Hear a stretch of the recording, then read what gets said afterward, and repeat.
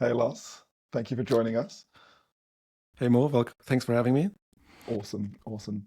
Um, Shall we start with you walking us through your career and how you've got to this point where you have now as an expert in the kind of embedded finance space? Yeah, sure. Happy to. I spent now a bit over 10 years in fintech and more precisely, all of the time was in fintech infrastructure.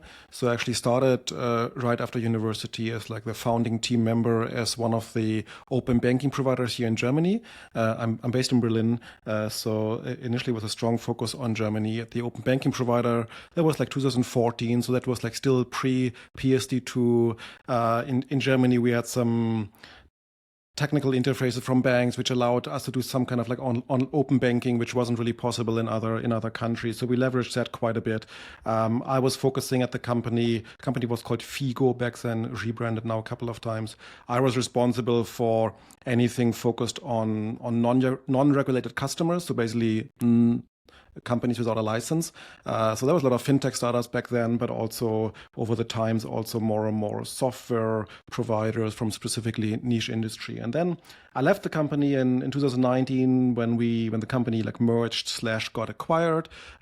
Initially, I was looking around, did a couple of projects, and that was like at the end of 2019, beginning of 2020. I think I was reading some of these thought leadership pieces, VC pieces on embedded finance from Angela Strange, from Matthew Harris, where they spoke about embedded finance. And obviously, we all know that open banking and embedded finance is not really the same thing. But nevertheless, when I read those pieces and looked back at my time in open banking, I felt like, okay, we were speaking with quite a lot of like, let's say, like fintech expert who want to build the next personal finance management tool based on open banking data. And some of them kind of worked out, but most of them were not really promising. However, whenever we had an industry expert, let's say a founder of a property SaaS solution, and says like, hey, if I can use open banking to connect my landlord's bank account into the whole tool, this might be a game changer. But when I read these things, that's where I realized, okay, actually, even in open banking, those were the more exciting opportunities. And since then, basically, I've been focusing on embedded finance.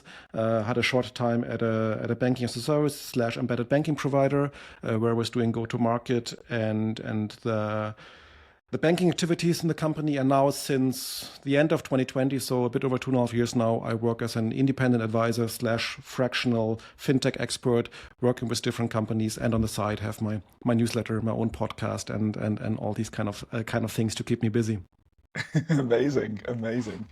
What was it like at Figo in the, I guess it was the early days of open banking, right? And you're going out and talking to, you said, non-regulated customers. Did you have to start explaining like what is open banking? Like, was that a big kind of change at the market at that point in time? Yeah, interesting. For me, it was also I stumbled into the thing, right? I just got back from university. My last semester was in the US. Back then, everybody was talking about the Jobs Act, so I was kind of really fixed on equity crowdfunding, and I wanted to build something around that. But because I just got back to Germany, didn't really find anybody who was like the right kind of like co-founder, because I didn't want to do it myself.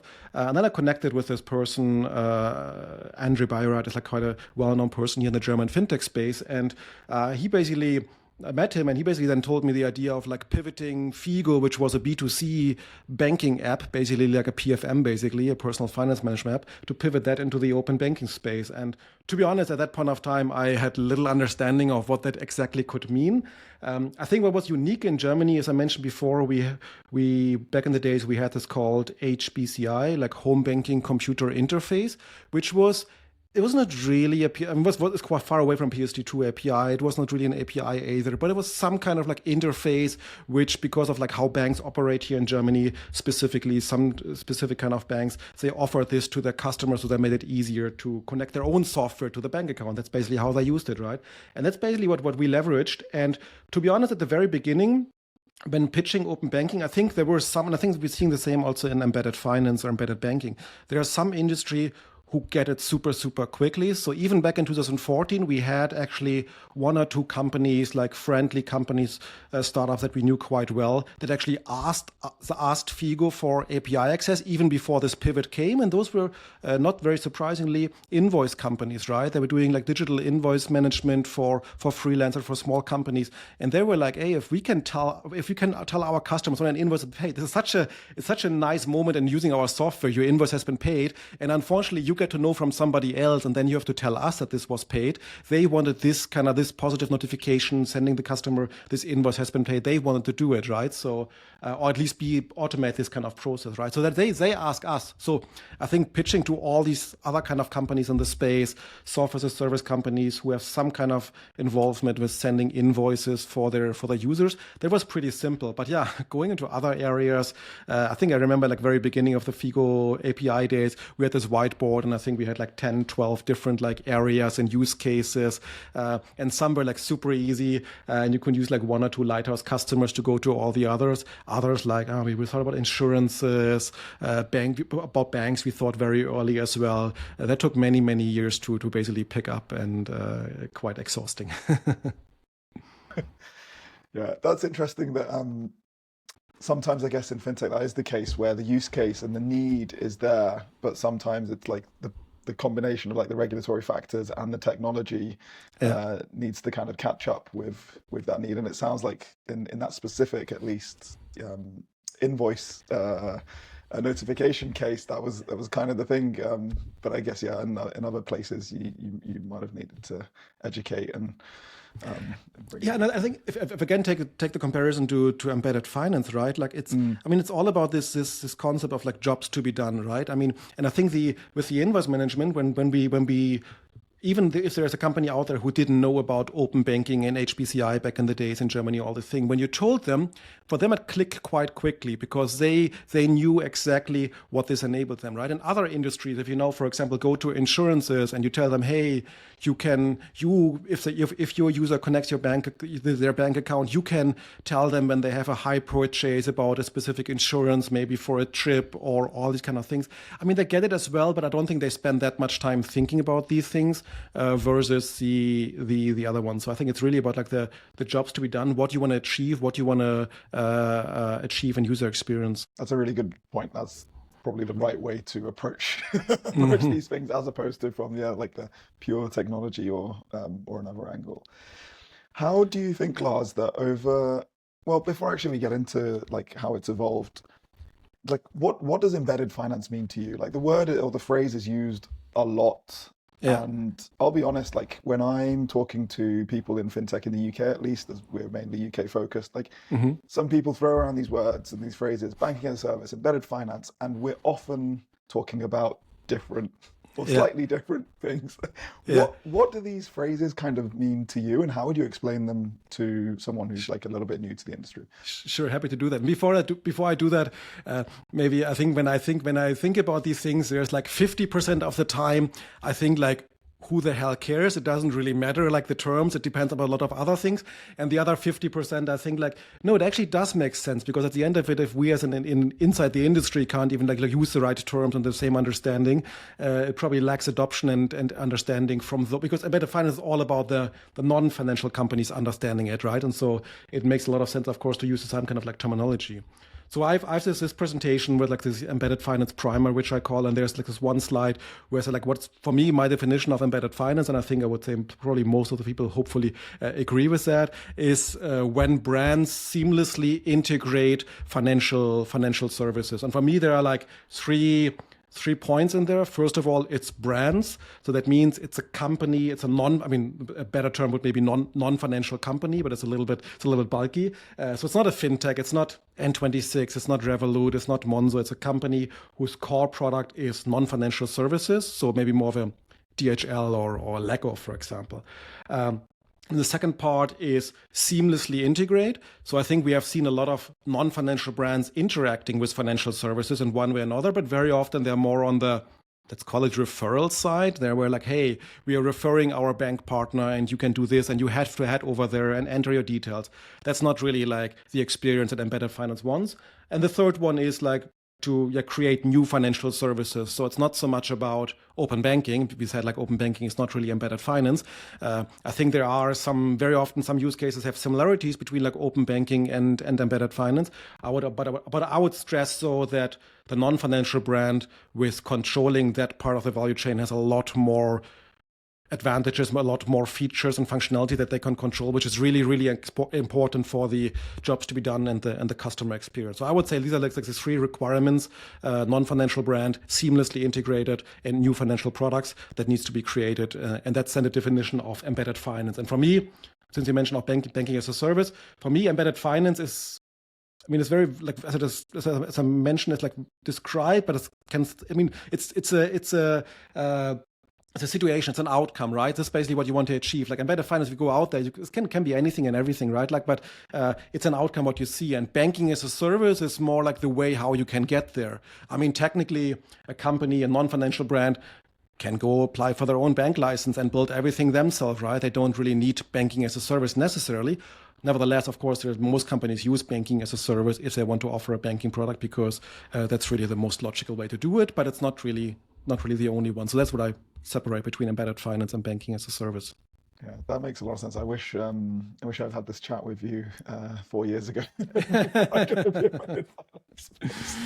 That makes a lot of sense. But I guess it's also because it is so broad, because it is also in that, as you put it, non-financial kind of institution. Yeah. Like it is very intangible sometimes. It's hard to visualize, like, what is this thing? And it's like, well, it could be anything, because it could be any brand providing any product or service. And we just don't know yet if there is or there probably is a financial product or offering that they can place in their customer journey.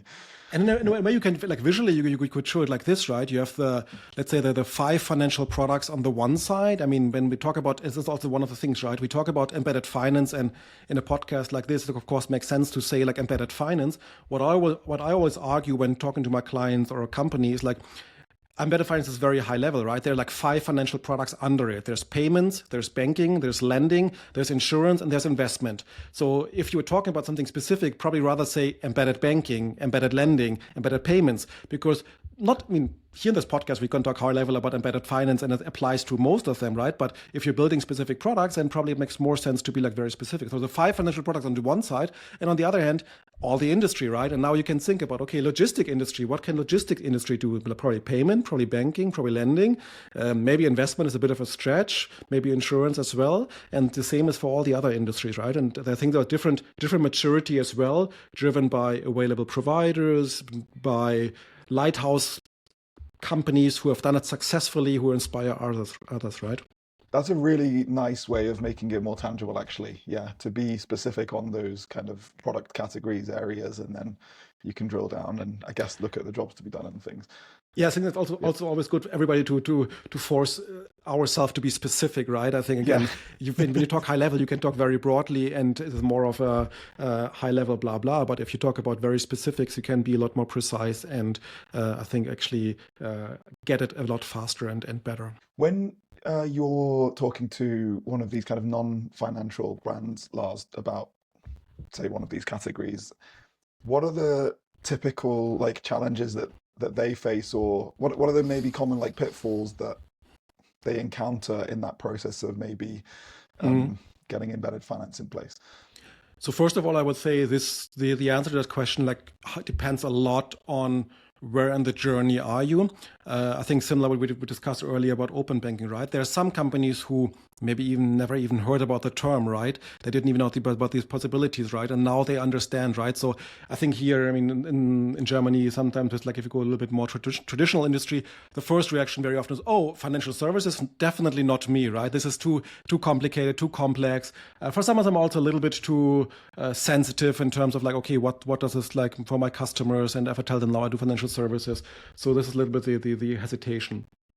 I think overall the biggest pitfall, though, just thinking about a couple of examples, but I think the biggest one I've seen is probably the one where companies launch financial products and doing that with thinking their brand alone will be sufficient to get customers. So basically, the product is not superior. There's nobody really thought about the jobs to be done with this financial product, right? So I tend to say, if you're a non-financial brand and you're launching a banking product, and if this banking product could have come as easily from a bank or from a neobank, then even though you might technically still classify as embedded finance, it's not really the embedded finance magic that you want to achieve, right?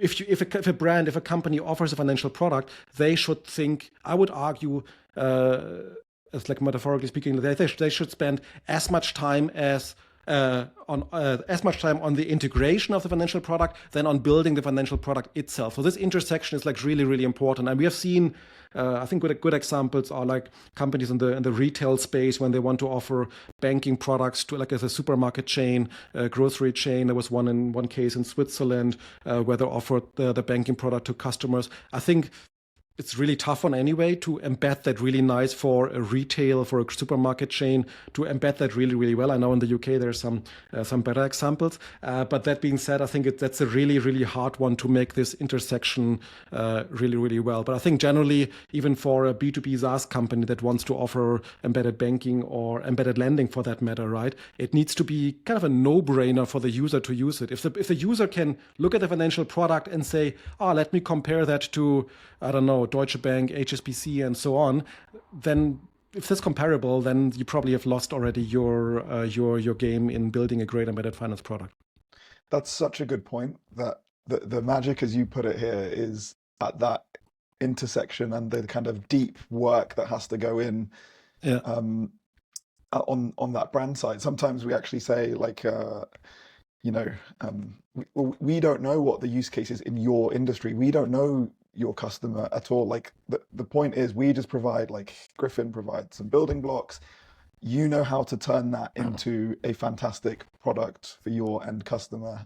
But I guess, to your point, if that product isn't really well integrated and it's directly comparable to off the shelf banking or whatever product, then what's the point in doing all this? Exactly. And I think another thing also to keep in mind here is, like, if there's a person out there like listening who wants to build something like this, right? Like, I mean, it's also hard, right? It's not like you can go out there. There's a blueprint and you exactly copy paste it, right? I mean, there is maybe a blueprint, so to say, how to build a banking product. But again, I think here in Europe, we don't really have the situation where people are underbanked, right? And that matter, right? So if you're in a market which is underbanked, then maybe if you are a smart, sexy digital brand and you offer now a banking product, maybe customers come for you for that reason, because it's also a lot about then accessibility and being able to serve these customers.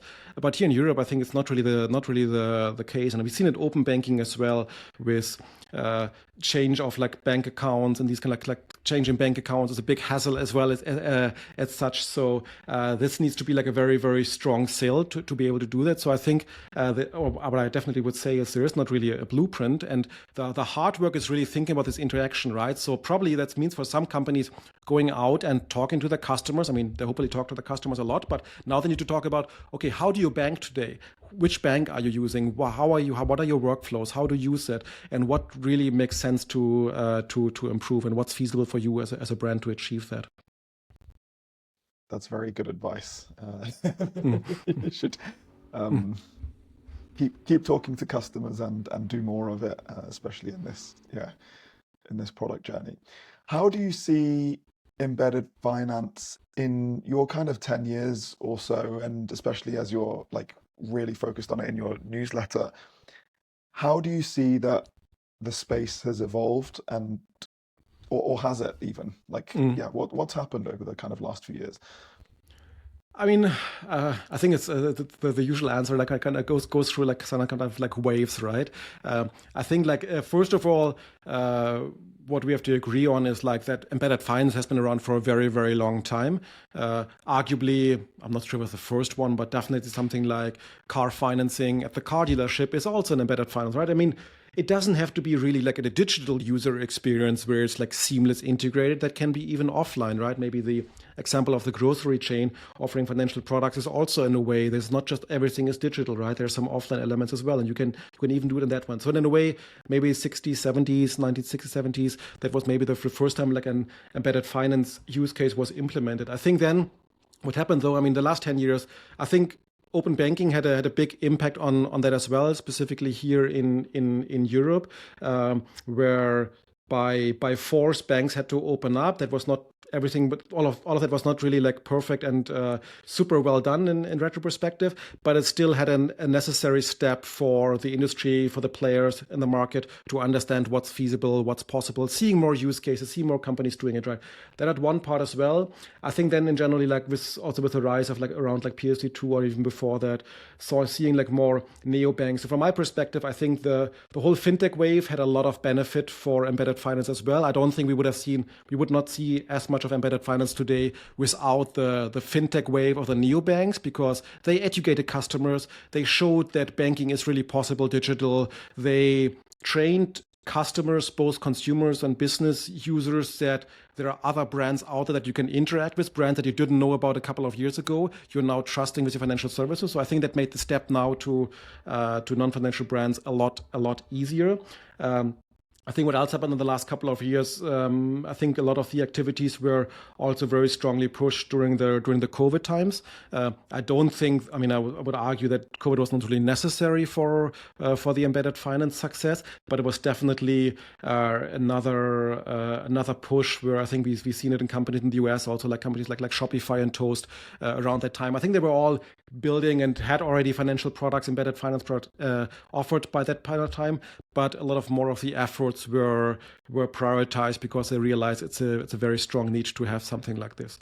And I think now in the last couple of years, I think we obviously all around the world, but specifically here in Europe, we had a very strong rise of the activities like in COVID, shortly after COVID started, when money was very, very cheap. I think in the last couple of years, it has come down a little bit with let's say big fundings and big announcement. That being said, I think what you have to keep in mind in embedded finance is it's happening everywhere, right? So back in the days when I was in open banking, I kind of hated always a little bit the question when I was sitting on the panel and somebody asked me the question, okay, what's now this one big use case that justifies all the effort that we put into it, right? And I find it also embedded finance. I mean, there are some companies who are like role models and very big brands that maybe all of us know, but it's not really necessary, right? I mean, this can be like in very niche industry, from a construction to logistics to hospitals and so on, right? And maybe also brands we have never interacted with, but they can provide extreme value for the people involved, right? So I think even though we might not seen crazy a lot of big announcements. I mean, I started my newsletter, like 2.5 years ago. Initially, it was monthly, and now since over a year, it's weekly, because there is enough of material as well to cover every week. At the beginning, I was a little bit like afraid what happens if there's nothing to be covered. Now it's relatively quickly, or maybe I just got better at it and less stressed about finding the right things. But there is definitely a lot of stuff happening still. Yeah. Yeah, that's brilliant. But I mean, one of the pleasures of this job, I always say, is that I get to see those really niche, high value use cases that it's just so hard to predict or kind of envisage when you don't have it kind of coming to you. When I'm not like sitting here thinking, how does, I don't know, construction financing need to be improved? But then we get maybe a client or someone who comes along and they're like, wow, yeah, okay, I see why you need this. I see why you need this, I don't know, account infrastructure or payment infrastructure or whatever, and all of that put together suddenly creates huge value. I think you make a really good point on that. Like, yeah, it's everywhere. It's not just the like big shiny toys, even though they are good as well. Yeah, indeed. How do you think AI might impact how finance spreads across society? I think it's a good question, right? I think the impact of, I mean, let's say like right now when I'm talking to my clients, where the biggest AI input is, it's maybe not so much purely on the financial service side. It's more like on an operational level, and improving. And potentially what I'm seeing a lot also in some of the fintech companies I'm working with is improving efficiency, which then results. I think there was this memo from Tobias Lütke, the CEO of Shopify, who kind of argued like, okay, if you want to hire now somebody, you have to make the case that you cannot do it by AI, basically, right? I think this mindset is being adapted quite a bit in a lot of different companies as well, where it's about becoming more and more efficient. I think specifically in embedded finance, especially when it's customer facing, I guess this is all happening in these waves as well, right? I think we're seeing a lot of use cases, and I do think we will see it. This will not be something which will go away as well, and specifically also in the customer facing one. But I would also, not careful, but like not sure like how fast the adoption is and where it makes sense, right? I think with this, it always happens with like new technology. We need to learn as well and understand and how the impact is. I mean, it's not embedded finance, but just yesterday I was reading this article about Hertz using some AI features, which resulted in like a massive customer backlash. So I think if you just like do it in a, let's say, stupid way, this can be really dangerous as well. So I think it makes sense to be, if you are a digital company, probably makes sense that you're spending quite a bit of time to understanding how this can impact and what the benefits are. But then also like rolling out it completely to all the customers, this can also create some challenges, right? So that's obviously something to keep in mind. But I think with a lot of other technology that we're seeing, this is a new normal, right? So this is not something we need to discuss. Like, is it really happening? The question is more like how much and when and what areas. And I think same as embedded finance, right? I mean, I would argue we don't need to discuss if embedded finance is here to stay. The question is really like how fast, what industries, where does it make most sense to continue? Yeah, that's a good point. There's I guess it's easy to kind of be in denial about it happening, but to your point, yeah, it's when and where. It's also easy to say it's going to be everywhere, anywhere tomorrow kind of thing. Be extremely optimistic. I mean, I think what I always say, not about AI specifically, but like generally, it's super easy to make predictions if you don't put a timeline towards it, right? I mean, I can say every financial product will be embedded. Yeah, okay, I didn't so it's in 5 years or in 500 years from now, right? So give it some time, right? So I think adding the timeline to the prediction is like really, really important. Yeah, that's I love that actually. I'm going to start using that with your permission. Sure. What are you most excited about for like the kind of next year or two? Do you think there's something really there's something particular about the space that gets you super excited, or do you think is it just more of like the progression of what's happening?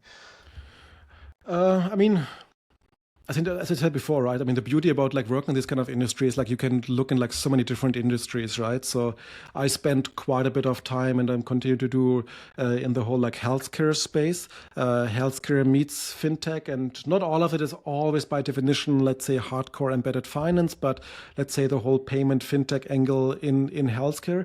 So I think the adoption is happening everywhere. What I'm pretty excited about is that the topic is present with a lot more people who have no touching points with the fintech industry in the past. I think it was always easy if you had like let's say a former N26 or Revolut or Monzo employee, and this person starts a new business in the B2B SaaS space, and that they're thinking about embedded finance rather quickly. Okay, I get it.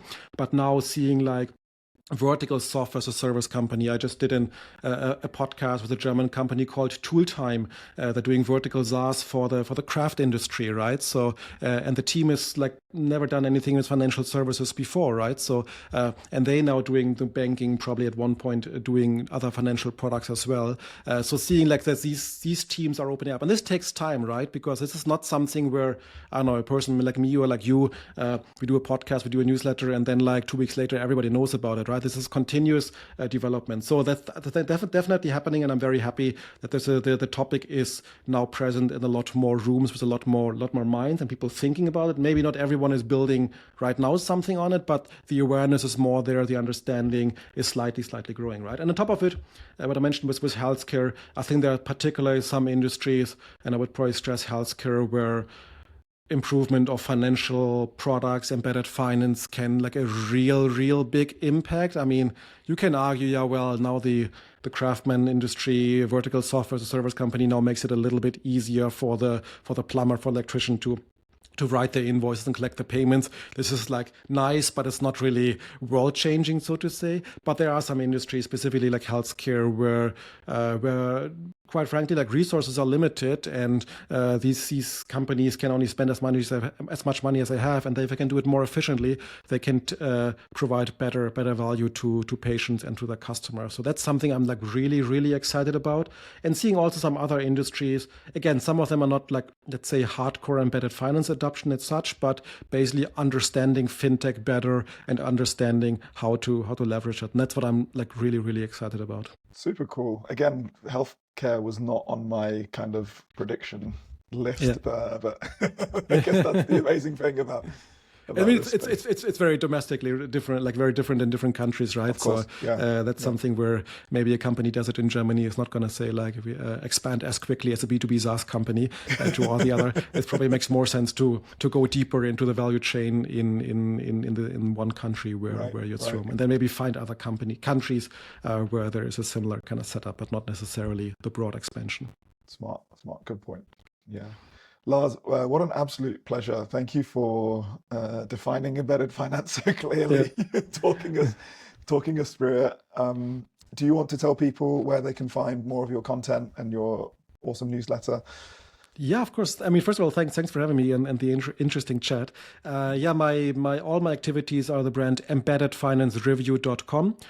So that's where it's a weekly newsletter, bi-weekly podcast, and also started to host. I mean, we're doing events for like 2 years now, most of them in Germany, small side events of like bigger conferences where we kind of bring together the people who attend the main conference, like a B2B SaaS conference, and then bring the people into the room who are really into embedded finance. Started to test around with some virtual events as well. So I think I make my money with working with my clients, but I think what I really enjoy in this role is like being helpful for others and being the nerd on the fintech side and being sharing my learning, sharing my wounds, my sweat and tears, and making it easier, and that resulting in a better adoption of the topic. So I speak also with a lot of founders, just as a helpful call. So if there's anybody who wants to have a chat, of course without being charged, just like let's talk about it and let's see if there's any kind of like ideas or suggestions I can share. That really motivates me, and if there's more embedded finance, I guess the better for all of us.